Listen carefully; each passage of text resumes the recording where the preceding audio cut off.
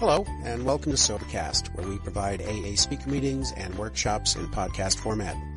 We're an ad-free podcast, and if you enjoy listening, please help us be self-supporting by visiting Sobercast.com, look for the donate link, and drop $1 or $2 into our virtual basket. We hope you enjoy the podcast. Have a great day. My name is Kyrie C, and I'm a very grateful member of this worldwide fellowship of the Al-anon family groups. This is going to be a long ride. Gratitude, gratitude, gratitude. Hi, Karen. Hi, y'all. I so appreciated, first of all, thank you to Connie and to the entire committee. You guys put on a party, let me tell you. And, yeah, we're having a good time already, and I really appreciate the hospitality and my hostess, Sheila. We're having a really good time so far, and I appreciated Teresa last night stepping up and starting off with the fact that she was feeling really nervous and uncomfortable, because I'm feeling very nervous and uncomfortable. And I'm also not a morning person. And I don't know why, I just always think of like the Al-anon speaker as the luncheon person. And so then when I got the schedule and it showed me at 9:30, I thought, uh-oh. And so I went and had lunch with two of my best friends in Al-anon that day, and I told them, and in unison they went, oh. Those same friends did both send me emails last night, and I was really appreciative of that. And then my sponsor's husband, who's a very spiritual man, and he's been in Al-anon since he was an Alateen, and he's very, very old now. Because anybody that's older than me is very, very old. And he told me that God doesn't get up before 10 o'clock in the morning, so you're on your own for the first little bit. And I'm reminded of the first time that I was speaking, and I was very, very nervous. And my friend Vince came up to me and lovingly placed his hands on my arms, and he said, it's okay, Kyrie, just be funny and don't screw up. So I tell you these stories because if you're new, stick around and you too can have friends like this. I want to thank all of the AA members who are here this morning and who support family recovery. I really appreciate that. And I know that there's a lot of parts in the country where people are kind of like us and them. And I really believe that it's a family disease. I suffer from the family disease of alcoholism. And what that means is that when people I love drink alcoholically, I lose my mind. And so it's really important that I come here. And I'm very grateful to all of you who so lovingly and graciously share the 12 steps of AA with all of us Al-anons. And the other thing that I always like to say at the beginning is that I hear a lot of AA members get up here and say, you know, if it weren't for AA, I'd be dead by now. If one more person had tried to help me, I'd be dead by now. And I don't hear a lot of Al-anons say that. But I'm here to tell you that I believe that this disease is just as deadly for us. You know, it's funny, in the big book, my sponsor and I were reading, and I'm a big book Al-anon, and if you don't like that, that's okay. You don't have to be. But we were reading in the big book, and in the 4-step stuff, there's like 11 death threats. You know, it's infinitely grave. To drink is to die. There's like 11 death threats. Like, this really is a life or death thing. But a lot of Al-anons are like, oh, you know what? He stopped drinking, so I don't need to come anymore. And I can tell you that all the times that I contemplated suicide, all of the times that I got into a fight with my alcoholic and ended up with stitches in my head and had to go to the hospital, all of the times that I got into a car with him and he was too drunk to drive, but I just didn't have it in me for another fight. This disease is just as deadly for us, and it's so important. I love to come and talk about this stuff because I forget. My life is really good today for the most part, and I forget how deadly and how dangerous it is, and so it's important. Complacency is my biggest enemy, and so it's really important that I come and I talk to you guys. And also, I'm my favorite topic, so it's really nice to get to talk about me for an hour. Fabulous. I have an AA friend who has a theme song, and I adopted it many years ago, and it goes a little like this: I, me, I. So, we talk about the selfishness and the self-centeredness of the alcoholic, right? Yeah, we also have the disease of alcoholism, and I feel like I am just as selfish and just as self-centered as any alcoholic out there, but I just like to hide mine as helping. And I've never done anything for anybody just because I'm a nice person. I do it because I want you to owe me. and I want you to need me, and I want you to love me. And so all of my helping is really to serve me. So there you go. And I guess with that, I'm just going to tell you, in a general way, what happened, what I was like, what happened, and what I'm like today. And I am the product of an alcoholic marriage. My parents were teenagers when they discovered that they were pregnant with me, and back then, what you did is you got married. And my dad was already, he was only 18, I think, and he was already really in the depths of this disease. And their marriage only lasted for 3 years. Well, I don't know. I was 3 when they got divorced. And he divorced my mom and immediately married another woman with a little girl. And in my little child mind, what I saw is that he left us to go be with them. And that kind of set up this idea in my head that I was second best. And this really became a self-fulfilling prophecy. I mean, what we hear as children so much shapes who we become. I ended up graduating second in my class, and I was co-editor of the school newspaper, and I was co-captain of the cheerleading team. And this really became a self-fulfilling prophecy, and it is something that still sits with me today. My sponsor and I have been talking a lot about letting go of old ideas, and I celebrated this last May. I celebrated 22 years in Al-anon, and thank you, because I started when I was 5. No, actually, this was a really cool year to me because on May 5th I turned 44, and on May 6th I turned 22. So on May 7th, I had one more day in Al-anon than out, and that was really awesome. So hopefully I'm like even now, right, and I can start to grow. Anyway, back when my parents got divorced, it was in the 70s. There was not like joint custody, and we lived in Houston, and my dad lived in Dallas, and so I would go spend a week with him at Christmas and 2 weeks in the summertime. And that was really the extent. I don't remember talking to him on the phone. I probably did, but that was really the extent of our connection. But I just thought he was the cat's pajamas. I thought that the sun rose and set from him. And when we would go visit, it was a party. It was a party all the time. There was this pizza place called Shotgun Sam's, and they had live bands and music and arcades and beer and pizza, and we would spend so much time there. And I thought it was because it was summer, or it was because it was Christmas, and we're celebrating, everybody's together, and it's a party. No, that also happened because it was Tuesday, or because it was Arbor Day, and yay, it's raining. Oh, look, it stopped raining. Let's go celebrate. And that was just what happened. Alcoholics drink. That's what they do. And we had a really rough time. Growing up, it's the disease of alcoholism is so powerful that even though I only spent 3 weeks a year in active alcoholism, I was still really drastically affected by this disease. And I was not an abused child. I was very loved. My mom is one of 7 children, Catholic Irish alcoholic family, and CIA. And she was the first one to get divorced. At this point, 6 of the 7 have been divorced at least once. So, because that's what happens in alcoholism. But she was the first one, and so I was really taken in by my grandparents, by my aunts and uncles, and just loved and treated with just so much tenderness and gentleness. I don't ever remember being hit or anything like that. And I'm here to tell you that there was a movie a couple of years came out, a TV movie about Lois, and it was called Love Is Not Enough. And I'm here to tell you that love is not enough to save you from alcoholism. If it was, you would have a different speaker this morning, because I really was loved and adored. My mom remarried when I was 11 years old, and I was not happy, but I didn't tell her that I wasn't happy. I told her that I was really happy for her. And I think, on some level I was, because she seemed happy, but I was afraid. I was afraid that one more time I was going to be an outsider. I was afraid that one more time I was going to get cast aside. And when she got married, I did end up feeling like an outsider in that family. But there was a part of me that just really, really wanted to be part of the family. And we would go places. We would go to church, or we would go to restaurants, and I would say, I bet everybody's going to look at us and think we're a real family. They had a baby girl right away, and the love of my life.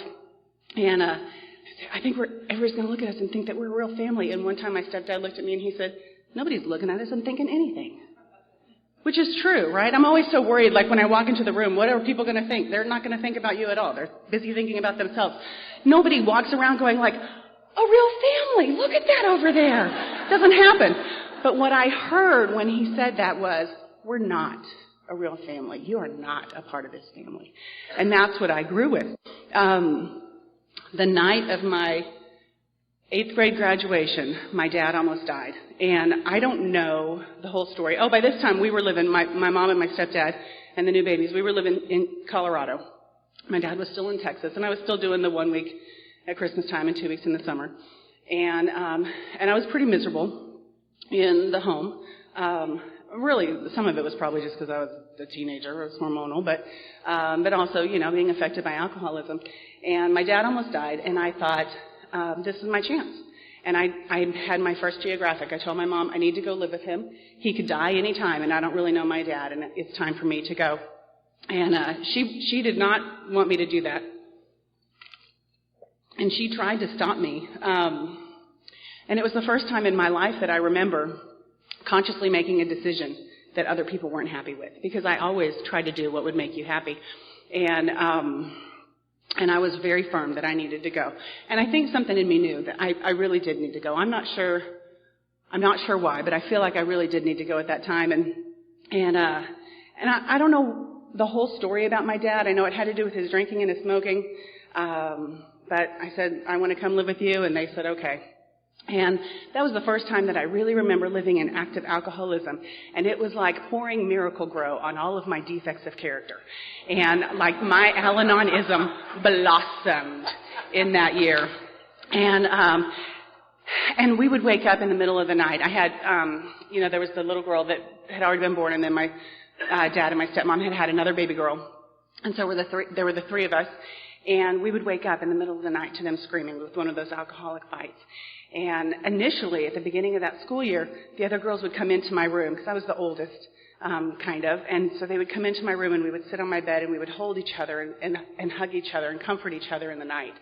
And by the end of that school year, we would all just stay in our own beds and cry by ourselves. Because that's what alcoholism does. It destroys these families. It destroys relationships. It destroys little girls' lives. And at the end of that school year, I thought, I need to go out of here. And so I made another geographic back to Colorado.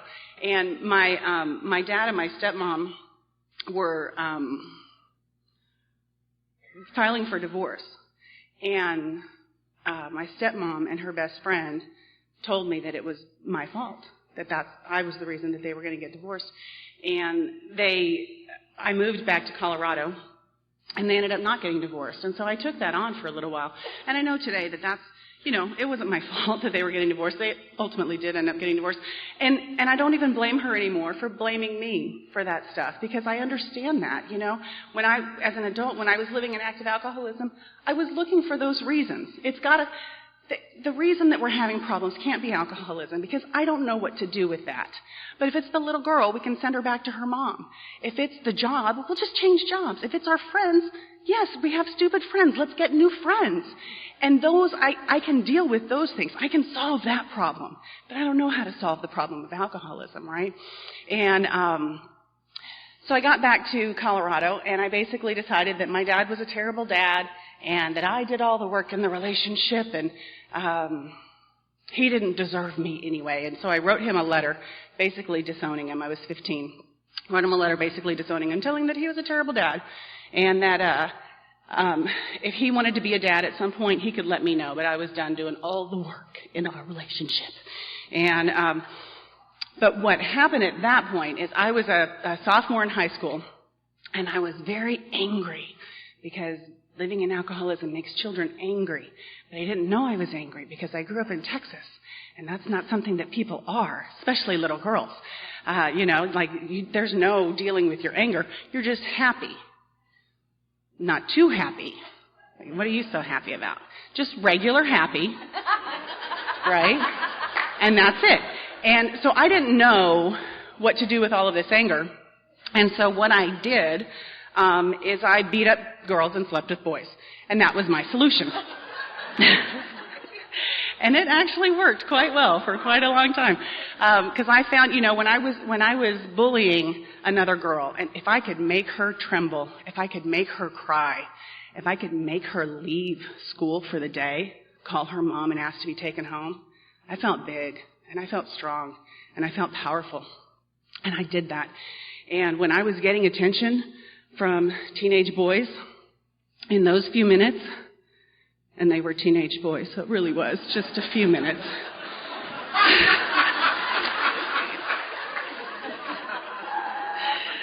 In those few minutes, I felt beautiful, and I felt loved, and I felt whole. Thank you for your laughter, Kelvin. I got to tell you guys, last night when we got here, we're just going to digress, and this happened, so just come along for the ride. It happens. My husband's nodding his head. So we had dinner with a few people at our table, and Kelvin and Adam joined us. They came in from North Dakota, and Adam told us some good news, and Sheila and I started clapping, and and Kelvin said, "Oh, great, we've lost him for the weekend. He's going to follow the Al-anons who clap at everything he says." So that's what we do. We encourage and understand our alcoholic relatives. Anyway, so in high school is when I met my first him, and he was amazing. He was an artist. He was dating one of my best friends, and he had been in rehab 3 times already. And one time I was looking through his artist sketchbook, and there was a suicide poem. And I thought to myself, he wouldn't feel that way if he were with me. And so I made it my mission to make him mine, and I did. And we had a typical alcoholic relationship. We broke up for the first time after 6 days. And that established a pattern. We were together for either 5.5 or 6.5 years. I'm not really sure which one. I go back and I try to figure it out, and I just can't figure it out. We were together for a long time, and we broke up probably about every 6 days. But we always got back together because he was my soulmate. And I could see his potential. I knew that there was a future there. And, He was wonderful in the beginning. He really was. He was funny, and he was charming, and he was talented. I love alcoholics, and I love that I come to Al-anon and you tell me that it's okay to love an alcoholic. That's the only place that this happens. Everywhere else, people are like, well, why don't you just leave him? And they didn't understand. He was my oxygen. How could I leave him? He was what made me alive. And in the beginning, it was fantastic, but then it takes a funny turn, and the drinking just got really out of hand. Very young, we got back together. We broke up, we got back together. I graduated high school and left and moved to Texas to get away, because I realized at that point that I couldn't seem to stay away from him if we were in the same town. So I moved to another state, and by the end of that school year, he was down there living with me. And we broke up and got back together all the time. One time, I moved out of our apartment while he was at school. And 2 weeks later, he was back on the lease with me in my new apartment. And that's what we did. And we moved every 6 months, because that's when the lease was up. And we'd be like, we should move, because this place has like really bad juju, I think. And, cause we lived there. And that's why it had bad juju. But at the end of 6 months, like, the police knew us really well. Right? And our neighbors knew us really well. But you didn't know that they knew us really well, because they would not make eye contact, like, oh, there's the crazy people. And we just, like, we need to go. If we can start over, again, that I can fix the bad apartment. I can't fix alcoholism. I don't know how to fix the problem of alcoholism. But if it's the apartment, we can just move. There's lots of apartments. And it just followed us around. And I'll tell you, what happened for me, it was the night of my 22nd birthday party. It was just before I turned 22. The night before I turned 22. And we were having a big party. And, he gave me a bottle of tequila. Oh. And then he drank it. No. And, yeah. Good man. But there was a bunch of us, we were going to a comedy club because there was a comedy club within walking distance, and everybody, you can have a party, everybody gets in for free, and the birthday girl gets free drinks, and we didn't have to drive. And that was a good thing, right? And, so we went, we had a really good time. Our friends were fun. They were probably all alcoholic because that's the other thing that happens. We surround ourselves with other people who drink more and act crazier so that we can go like, oh, thank God we're not like them. And, so we had this night. And at the end of the night, we all went back to our apartment, finished off whatever alcohol might have been in the house, and then everybody started to leave.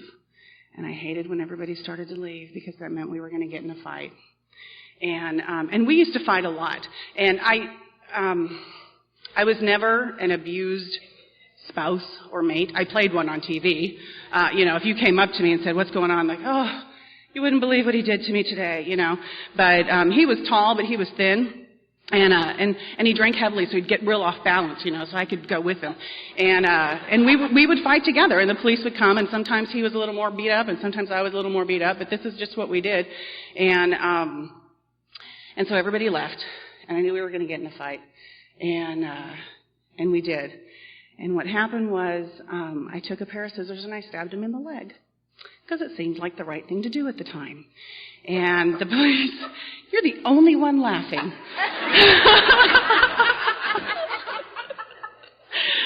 The police came, and I'll never forget this cop and what he looks like, and his name was Joe. And he comes to the door, because our neighbors called on us, as they always did. He comes to the door, and he says, "What's going on?" I said, "Oh, Joe, he's hitting me again." And he looks at Dave, and Dave's got like blood coming out of his leg, and he says, "Well, it looks like that whatever happened here was at the very least mutual. So I could take you both to jail, or I could take you neither to jail." And I thought the neither to jail was definitely the better option.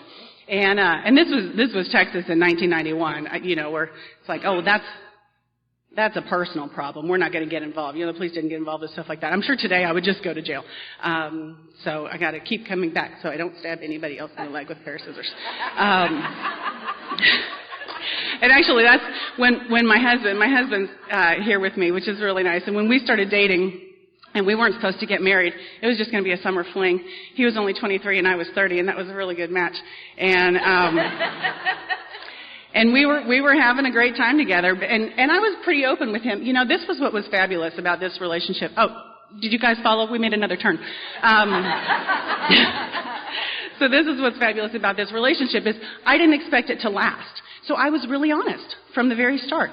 Like, even in recovery, I was like, oh, I'm going to be really honest. I'm going to do things differently this time. But I was still doing it with a goal in mind. I'm going to do things differently so that it will work out. I was still not leaving the results up to my higher power, right? So in this relationship, I already had decided that it wasn't going to last, so I didn't have anything to lose. I could tell him anything. And I did. And now he knows it all. Which is why he gets to come on a weekend like this, because I don't have anything to hide. But we were dating, and he says, "So how come you're an Al-anon?" And because I didn't really have any active alcoholism in my life at the time, and so I told him the story about stabbing my boyfriend in the leg with a pair of scissors. And I said, "Since I've been coming to Al-anon, I have not found it necessary to do that." And he said, "You're going to a meeting tonight, right?" And he has been very supportive of my program ever since. He is, I love this man. He is as close to a normie as anybody that I've ever met. But he did marry me. So water sinks its own level. There's something there. And, but anyway, so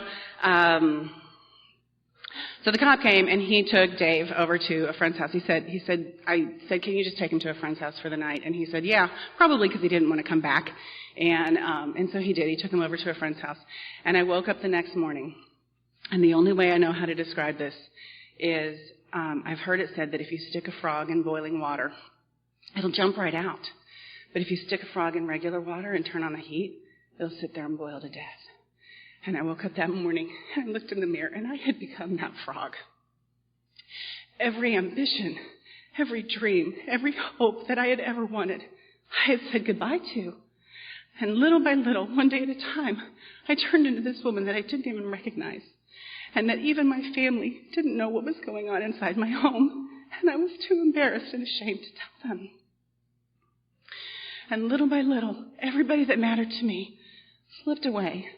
I had a cousin that I grew up with. Her name was Amy. Our parents are 15 months, our moms are 15 months apart, and they were very close. And at one point, my mom was a single mom and her mom was a single mom.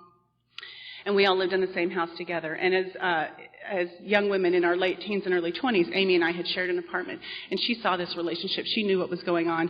And one time I had shown up at her work needing stitches in my head from a fight that had gotten out of hand. But I drove to her work to have her drive me to the hospital. So, drama. But after that event, she wrote me a letter, basically disowning me, and said, "I love you, and I'm not willing to let you die." And this was somebody that I had grown up with. And so here I was on my 22nd birthday, and I was utterly and intensely alone. And the phone rang, and it was my dad, who I hadn't spoken to in many years, and who was sober for 1.5 years in AA. And he was calling to wish me a happy birthday. And for whatever reason, I told him what was happening. I told him everything that was going on. And he just kept saying, "That sounds like alcoholism. That sounds like alcoholism." And I don't even remember the entire conversation, but I know that the next day I found myself in an Al-anon meeting. And I'll never forget that meeting. It was magical. It really was magical. And I really did feel at home right from the start. I felt like I could be truly myself. I cried through the entire meeting. I could barely say my name. I still cry at almost every meeting. All my little sponsees tease me about it, but they cry too. But it's different today because my tears aren't from grief and despair anymore. They're usually from gratitude and joy. And that's really a blessing. And I remember that they passed a basket, and I saw everybody putting money in, so I went to reach into my purse, and the woman next to me put her hand on mine, and she said, "It's okay, honey, this one's on us." And after the meeting, you guys invited me to coffee, which was astounding to me because, remember, I was alone. I didn't have anybody that wanted to spend time with me. Even the craziest of our friends weren't hanging out with us anymore, so that meant we were the craziest of our friends. And I didn't go to coffee because that was, I don't know you people, you're kind of weird, but it was really nice. I was very touched. I thought it was lovely. And but there was a woman there, and this was Texas in 1991, so she had big hair. Yeah. And she had blue eyeshadow, and she looked me in the face and she said, "You are so lucky to have found this program so young." And I wanted to punch her in the face because I was not feeling like a lottery winner. Okay, I didn't come because Baskin Robbins was out of my favorite ice cream, but I understand today what she meant by that. And she said, "Honey, if you want your life to get different, there are 5 things you need to do." She said, "You go to meetings, you get a sponsor, you work those steps, you be of service, and you sponsor others. You do those 5 things, your life will get different." She didn't even promise me that my life would get better. And I was like, okay, I'm in. That's fine. I'm willing to do those 5 things. And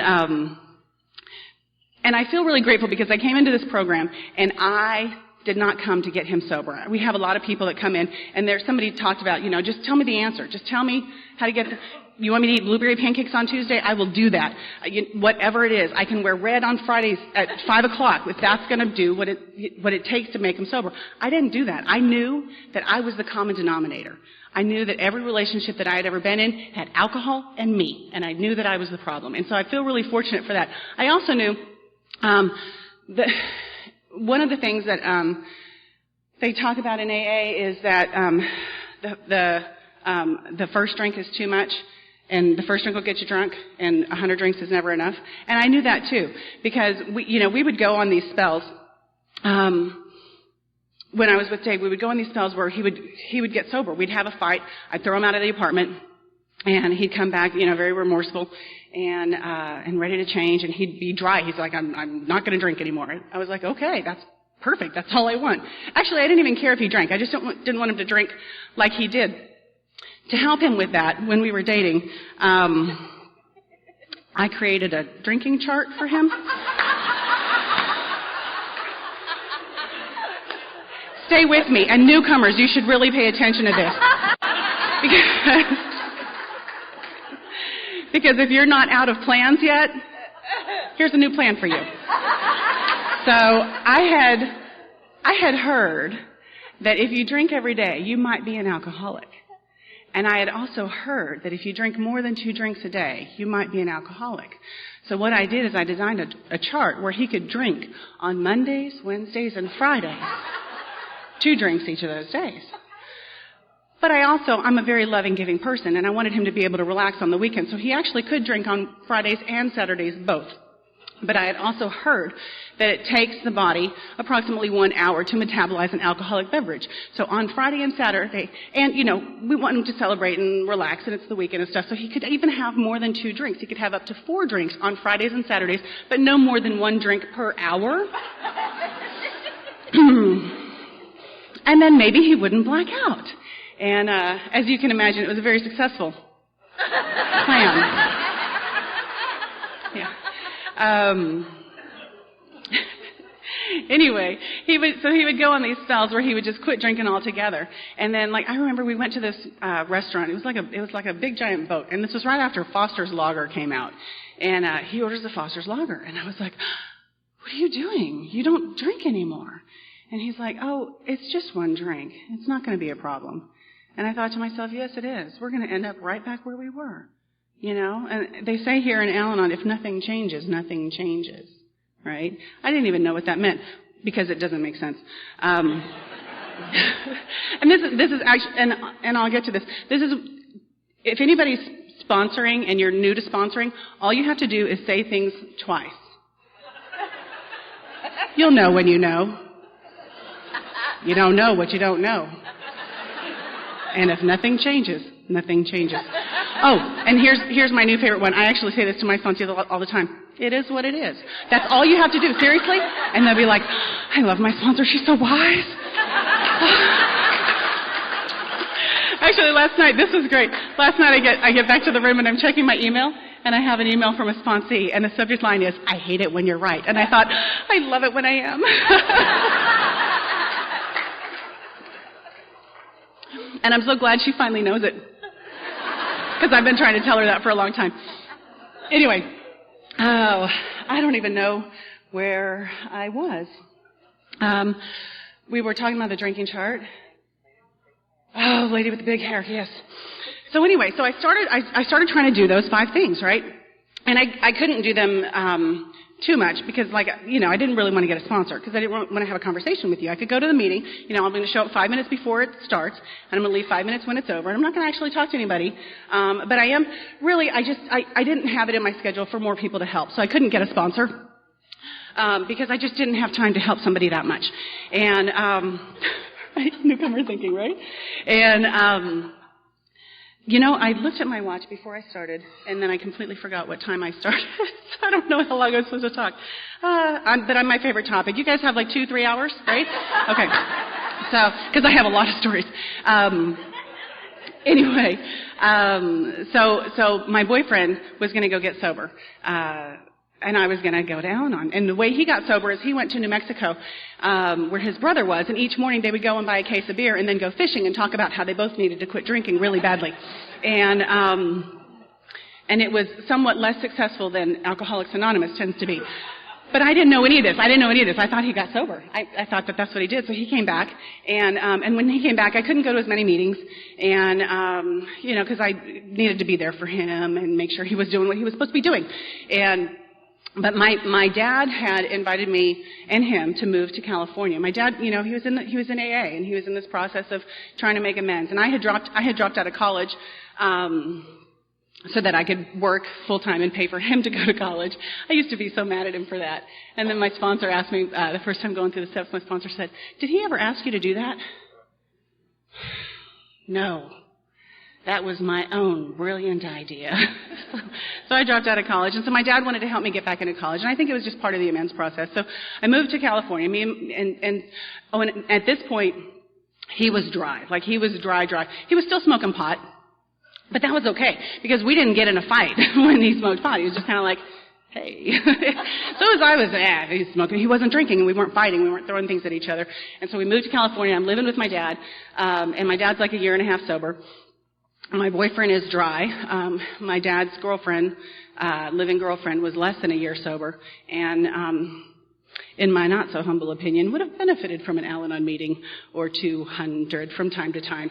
And I was there, and I was brand new in Al-anon. So it was crazy house, and I didn't know what to do. And so I just started going to meetings.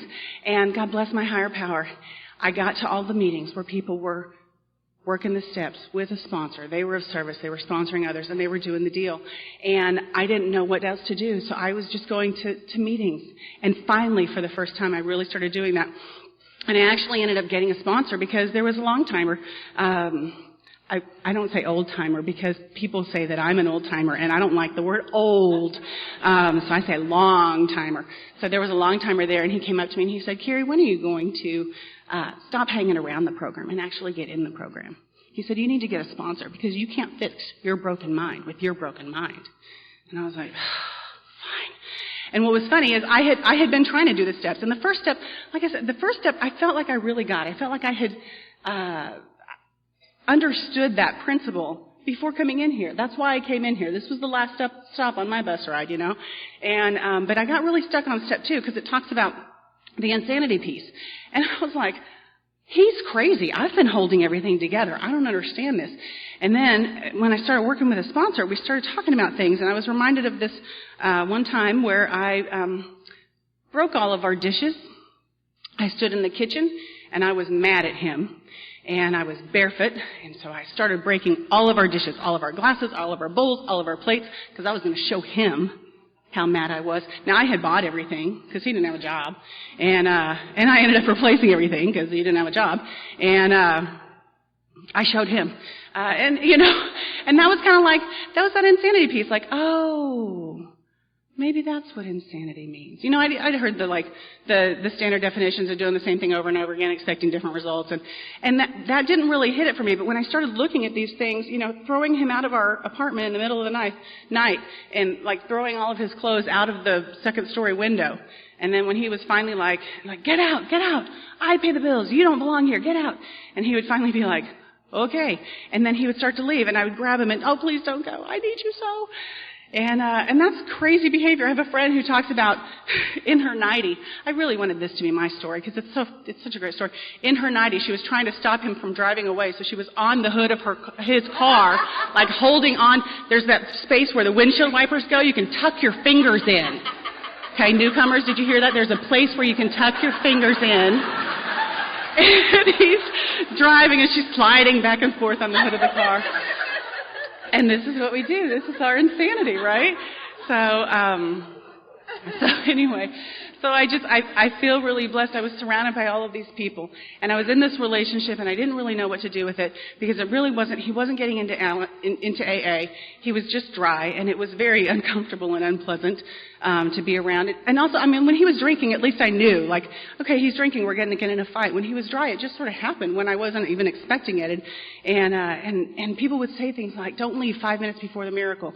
And I was going to all of these meetings where, you know, the wife had gotten into Al-anon, and then eventually the husband she was able to detach and stop enabling and all these wonderful things that you guys talk about, and he would get into AA, and then they had these little Alateens, and they would have the house with the, you know, the parties would happen, the baby showers would be there, and I wanted that. And they say, "Don't leave 5 minutes before the miracle," and so I was like, okay, I'm going to stick around. And I would talk to my sponsor about it, like, I don't know, I think maybe it's time to go. And how do you know? And she would say that thing, "You'll know when you know." But sure enough, that's exactly what happened. I woke up one day, and what, in this process, I was doing the deal. I was going to meetings, and I was starting to, we talk about the 3 A's and stuff. I heard the 3 G's. Get off his back, get out of his way, get on with your life. And that's what I was doing. Finally, somebody had taught me how to do that. And that's exactly what I was doing. And so it made it a little bit, it made it easier for me to detach with him because I finally had a life. And one day I woke up and the question came into my head, what if he never gets sober? How much longer do you want to do this? And the answer was clear as a bell. It was not even for one more day. And I was done. And it was the first time that I was ending that relationship because he needed a drink. And I needed to be with somebody who didn't need to drink. And it wasn't out of fear, and it wasn't out of anger, and I wasn't throwing his clothes out of the second-story window. I just knew that it was done. And he didn't believe me, because nobody believed me. They're like, yeah, you broke up. Right, I know. Yeah, we'll see you guys at the party on Friday. Okay. And, nobody believed me, but I didn't have to convince anybody. I just knew, and I was okay with it. And I was able to let him go. And, shortly after we broke up, he got sober. I told my friend, it's like I ate the broccoli and somebody else got the dessert. They do that all the time. They do it all the time, right? And this man actually, he was sober for about 14 years, and he had scoliosis, and so he had a back surgery, and he was sober in AA, and he had a common law wife, and from what I hear, he never came back to me and made amends to me, right? Because it's about me. Remember, selfish, self-seeking, self-centered. So I heard that he was sober for a long time, but he had this back surgery, and he ended up getting hooked on his pain pills. And instead of reaching out and talking to people, he just started using again, and he started drinking again. He got a new girlfriend, and he was a blackout drinker. And apparently, what happened is they got into a big fight, and she was like, "Okay, I'm out of here." And he said, "You walk out that door, I'm going to kill myself." And she was like, "Whatever." And so she left, and he put a shotgun to his chest, and he pulled the trigger. And this is what alcoholism does, and this is after 14 years of sobriety, And his death certificate might say that he died from a gunshot wound to the heart, but we know that he died of alcoholism, Think about how many deaths are out there that aren't identified as alcoholism, but really are as the result of alcoholism. This disease is so powerful, it's the only one that I know of that can kill people who don't have it. That's pretty phenomenal. Anyway, so we broke up, and I just started doing the deal, and it was really hard for me for a while because I was discovering things that I didn't know, like that the dishes that I used also were dirty. I would yell at him about the dishes in the sink. He left, and I still had dirty dishes. How did that happen? And so it was amazing because it forced me to really take responsibility for everything going on in my life. I always took the credit, but gave you the blame, right? My life would be perfect if you would do this. And that was not the case.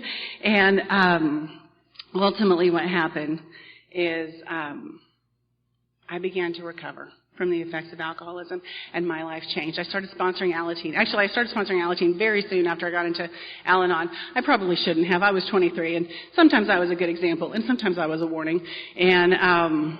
But I loved these kids, and they loved me. And I'll tell you what, I love the Al-anon. And if you've ever thought about Al-anon service, you should totally do it. Because you know why? They tell you you're awesome, like every single time. And then the other thing is Al-anons also say you're awesome. They're like, oh, you're so good to be helping these kids. That's right. It counts as service. I am good to be helping these kids.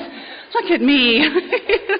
But they are so loving. And what's wonderful is a lot of these kids, they've grown up and they're in my life today. I've gotten to stand in the wedding of two of my Al-ateens who've gotten married. And two of my Al-ateens fell in love and got married, and they started having babies. And the oldest one is 14 years old, and I am her godmother. And it's a blessing. I mean, it's really a blessing to see. It talks about in working with others, like, you won't want to miss this. You won't want to miss this. You stick around, and there's some amazing gifts. So I'll tell you about my life today. My life today is really good. I am married to a wonderful man, Normie-ish, and we have 2 little boys who teach me so much. And when I was getting nervous, I was reminded of a story. There's my bigger little guy. He's 9 now, but when he was like 3 or 4, on the way to soccer, he sees this group of kids. They're like 10, 11, 12, hanging out on the corner, and he goes, "Hey, those are my friends." "Really?" "Yeah, I just haven't played with them yet." And my husband says to me, like, "Wouldn't it be nice to live in a world where everybody that you saw, everybody that you met was just a friend you hadn't played with yet?" And I was like, "Yeah." And then it hit me. That's my world. I live in that world because I'm an Al-anon. I come to these things. I didn't know anybody when I got here, but I knew that it was just friends that I hadn't played with yet, right? And we sat together and we had dinner and we shared a meal, and suddenly I was home again. And that's like, what a blessing to have that. Most of the world doesn't get to have that. I want to tell you the biggest story. So I move, I'm in California. I'm living with my dad. And we're trying to figure out how to do this. I didn't need a daddy. He's trying to be a daddy. He's trying to like take care of things like my car and stuff like that. I've been doing that for a while. And I didn't want a daddy. I just wanted my dad. And I also, I didn't know how to be a daughter to him. I was terrible to my stepfather. Oh my God. And I love this man today. Talk about the amends process. When I went to go make amends to my stepdad, he's not the most emotive person in the world, and so I had my big speech. I had it all figured out. I shared it with my sponsor, and I knew exactly what I was going to say. And I started out, and I said, I've been wanting to talk to you because I was not the kind of stepdaughter that you deserved. And before I could get another word out, he interrupts me and he goes, "Oh, we've all done things that we regret. I'm glad that we're good now." And then he turns away, and I was like, "But I have more." And amends don't always turn out the way you want. But that man is in my life today, and we have a great relationship, and I'm very grateful for that. I'm trying to figure out like how to do this relationship with my dad, and my sponsor. He'd make me crazy, and I'd call my sponsor, and I'd fuss about it, and she would say, "Don't worry about what he needs to do to be a better father. You worry about what you need to do to be a better daughter." Fine. And so I would call him and I would just ask how he was, and we would go to movies. We would do things where we didn't have to talk because I didn't really know how to talk to him. So we would go to movies or we would go to meetings. We'd sit in meetings together. Don't go to meetings with your dad if you plan a 13th step. It's very difficult to do because he knows these guys and he's like, no, you shouldn't. You shouldn't date him. But he is really cute, Daddy. And so we had this common bond of recovering from the disease of alcoholism. And we could talk about that. We could talk about sponsorship, and we could talk about our higher power. And we could talk about the steps. And slowly, a little bit at a time, we began to put this relationship back together. And, this man that I had disowned when I was 15 walked me down the aisle when I got married. And cried like a baby the whole time, which was great because he was a big tough cowboy. What is it, like chewing iron and spitting out nails? That was my dad. And he bawled like a baby the whole time. It was so cute. And he was there at the birth of my first son. He was in the hospital with me in the middle of the night. And in 2002, he was diagnosed with chondrosarcoma, which is a very aggressive bone cancer. And he's a fighter. And so he fought that disease for 5 years, quite valiantly, as a matter of fact. And my husband and I, we had moved to Colorado, and he was still living in California, and I was flying back after my second son was born, I was flying back like every 6 weeks to just spend as much time with him because it was getting close. And one night I was at my Monday night meeting, and he was in the hospital again, and I'd been on the phone with the woman that he was married to, and I kind of felt like, it's hard for me sometimes because sometimes I can't tell if it's God talking to me or if it's fear talking to me because they both talk to me in the same voice. It's inside my head. It's the same voice. And even today, sometimes I have a hard time. So I went to my Monday night meeting, and I was talking with a friend of mine after the meeting, and I said, I kind of feel like I need to go to California. And he says, well, if you feel like you need to go, you need to go. And then shortly after that, I was telling another friend that the same feelings, and she says, well, if you feel like you need to go, you need to go. And what I do know is that if two people who weren't talking to each other tell me the same thing, that is God trying to tell me because I don't always hear it the first time. So I was like, Okay. So I get in the car. It's like 10 o'clock at night. Get in the car. I'm driving home. Call my husband and said, I think we're going to go to California tonight. So go ahead and start packing. And he was like, okay. And he called his boss. I mean, he knew what was going on. And we drove for 24 hours straight to get to the hospital. And when we got there, on the way, I had talked to the woman that was married to my dad, and she said they don't expect him to live another 48 hours. So we got there. We drove 24 hours with a 1-year-old and a 3-year-old in our car. And I got to the hospital 5 minutes after visitors' hours. And I went up to and I went up to the security guard, and I was like, we just drove 24 hours straight with a toddler and a baby, and I just really need to see my dad. And he was like, okay, come with me. And so we went in there, and my dad, he lasted longer than 48 hours. It was 10 more days that I got to spend with him, because again, he's a fighter. And I will tell you that I got to sit with him and tell him that of all the daddies in the world, I was so glad that he was mine. And I got to tell him that I didn't want him to be okay. I didn't want him to go, but that we would be okay. And he said that he knew that. And the day before he died, my husband got to provide him his last meal. It was In-N-Out, double, animal style, and a chocolate shake. And when my dad got too weak to hold the glass of water to his lips, I was able to hold it for him and give him a sip of water. You gave that to me. That is not something that I could have done on my own. You gave that to me. And I can't think of any way that I can ever pay that back. And I am very grateful. I know everybody's handing me tissues. Thank you. I don't know if you guys have them in AA meetings, but in Al-anon meetings there's like 11 boxes of tissues at any given moment. We never run out. And I'm really grateful that I didn't have to make amends to my father at a graveside. I know that that's some people's story, and I'm glad that we have that opportunity, but I'm glad that that's not my story. I'm glad I got to say it to his face. And his legacy carries on. There were a lot of people at his funeral talking about how he had helped them. And there were people that came to support me within an hour. After I found out that my dad died, I was staying at my in-laws, and they actually were getting ready to leave town that day. And they were a little hesitant to go, but it was okay because I got on the phone, and within an hour there were AAs and Al-Anons showing up at the door, and they were bringing food, and they were bringing diapers, and they were bringing hugs, and they were bringing chocolate, and they were going to help me through this time. And that's what we do here. You know, we're called Al-Anon family groups because family is our middle name.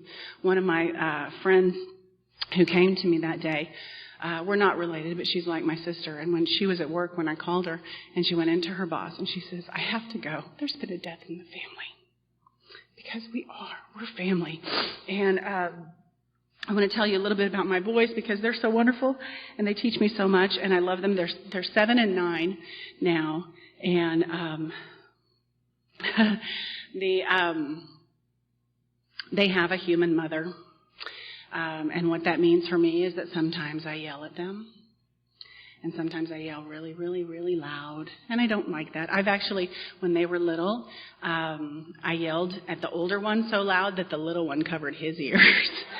And I'm not proud of that. You know, I'm not up here bragging about that, but I'm up here to tell you that even after 22 years in Al-Anon, I yell at my kids sometimes. And there was a time a few years ago, it was before Christmas, and I was feeling real stressed out, and it was all self-imposed pressure.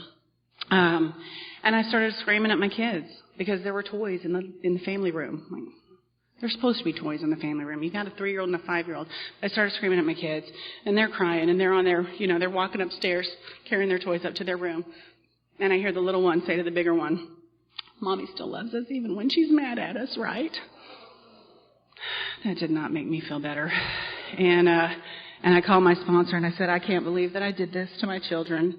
And how can I even show my face in a meeting that after, I think I was in 17 years at the time, after 17 years in this program, this is how I treat my kids? And she said, imagine how you would treat your kids if you hadn't been coming for 17 years. That's a scary thought, so I keep coming back. And I was able to go back to them and make amends to them, and ask what I could do to make it right. And I think my bigger little guy said, can we do a puzzle? Yes. Yes. I had to pay somebody else $1,000. You just want a puzzle? Okay. That's awesome. And talking about amends, they were when they were like 1 and 3. My husband was out of town, and he'd been out of town for a few days, and it's hard to be a single parent. And I was giving them a bath, and the bigger one dumped a bunch of water on top of the little one's head just to make him cry, because that's what brothers do. That's what big brothers do anyway. And I was so mad because I was just at the end of my rope, and I was like, ah! And I drained the bathtub, and I picked up my little guy who's 3 years old, picked him up by the arms, naked and dripping wet, and took him to his room, put him in there, said, "Don't you come out of here!" And I shut the door. It was for his protection. Shut the door. And then I go and I go back to the baby, and I dry him off, and lotion and diaper, and put the pajamas on, and we have a catwalk in between our bedroom and the little guy's room. And he must have been lying there, looking under the door, waiting for me to come, because he says, "Mama," as soon as I step out of the room. "What, Daniel? Are you ready to say you're sorry to me now?"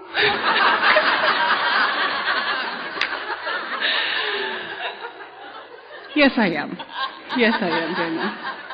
Thank you very much. So, I don't know how much time I have. So I'm going to tell you the 5 things that that lovely woman with the big hair and the blue eyeshadow told me.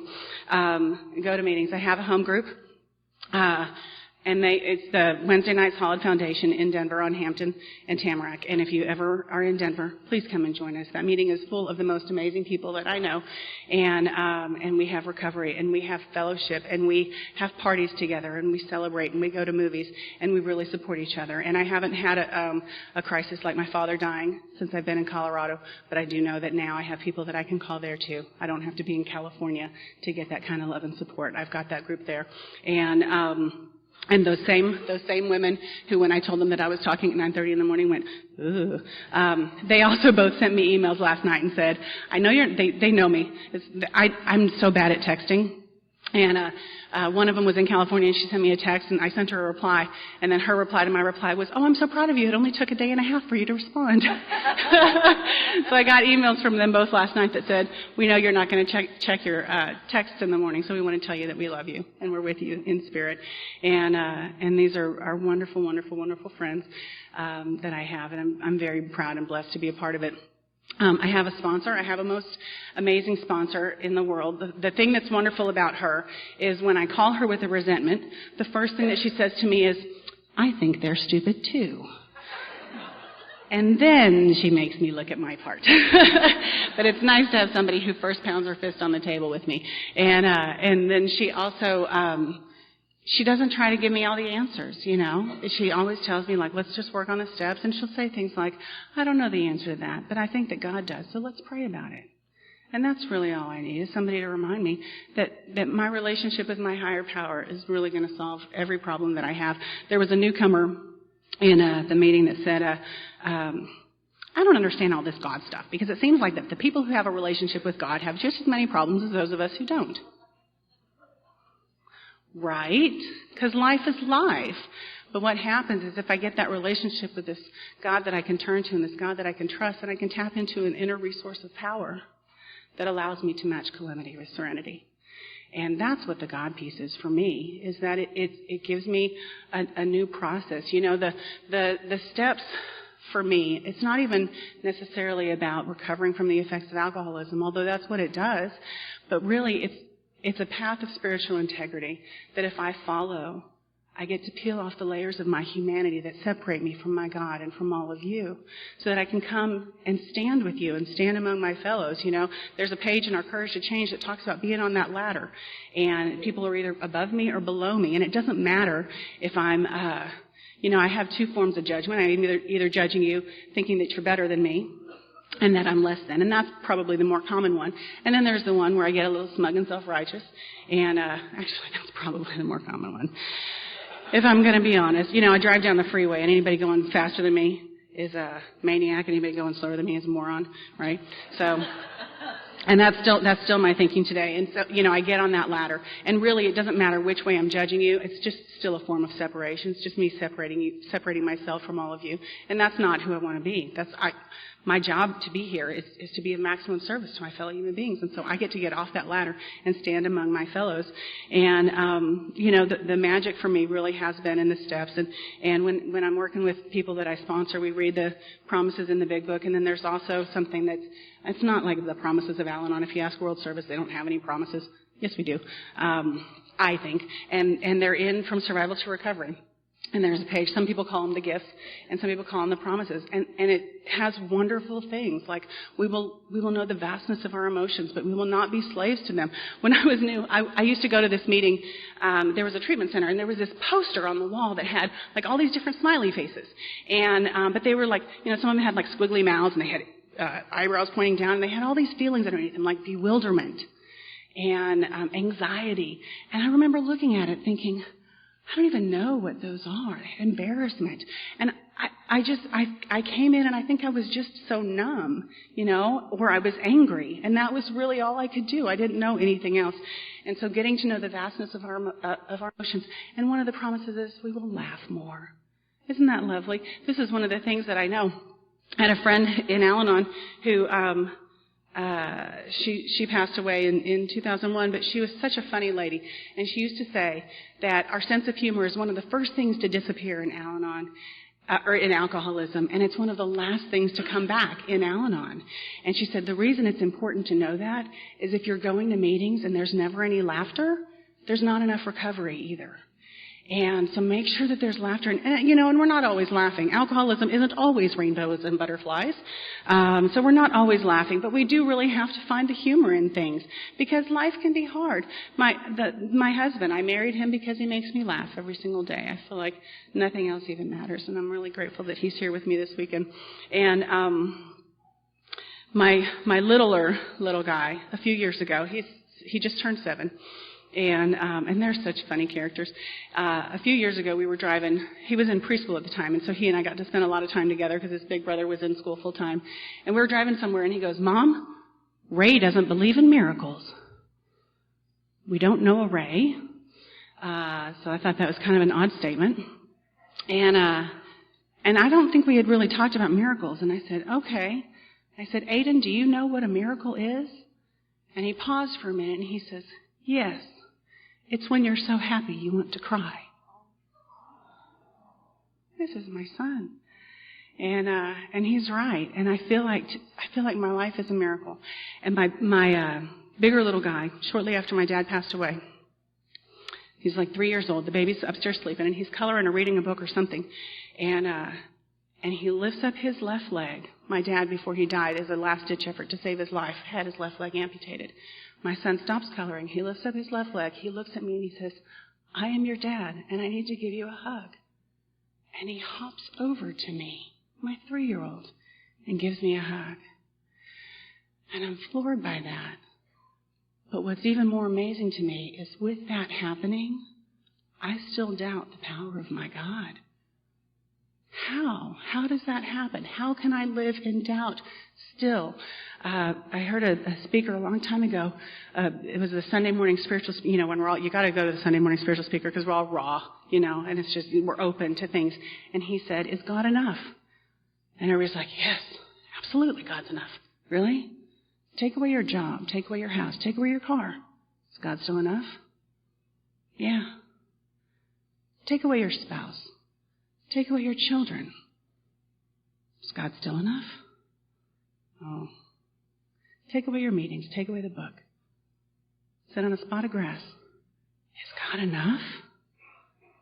And I have to say for me today, most of the time, no, I'm not there. I want to be. I want God to be enough. But right now, I still need God with skin on it. I still need all of you. And the good news is that when I don't know if I can make it, when I don't feel like I have enough faith and enough belief in my higher power, I have you guys who say, "That's all right. God knows the answer. Let's pray about it, and I'll walk through this with you." And I am so grateful to be a part of this program. If you're new, I beg you, please keep coming back. Your life will get different. And thank you for being a part of my journey.